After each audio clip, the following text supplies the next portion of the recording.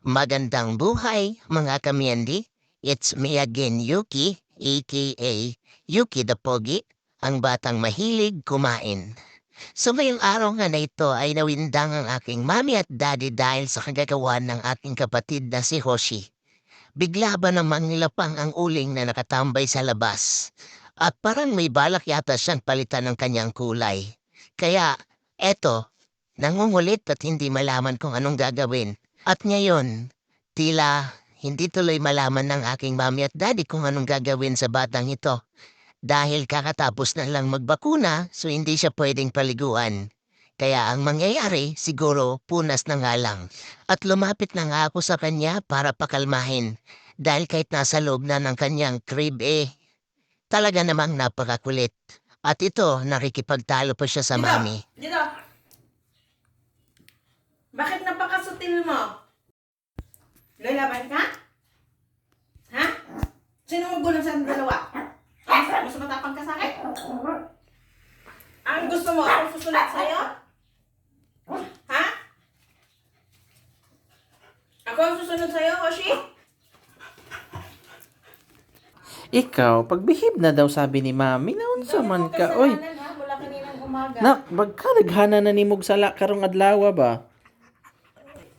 Okay lang ikaw dyan, nak. Okay lang ikaw? Tingin isa, oh. Di mapirmi.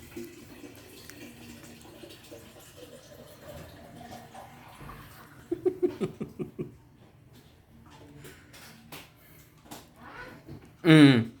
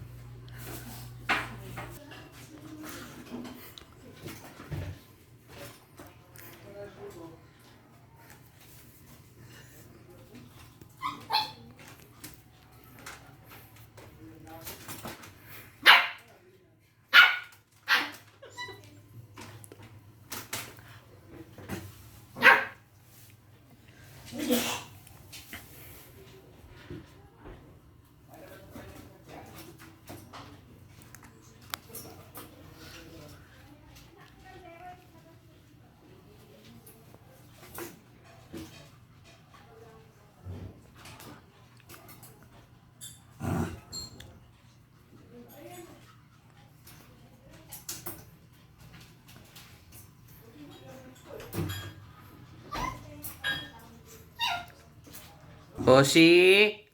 Dito. Tigilan mo na si Kuya.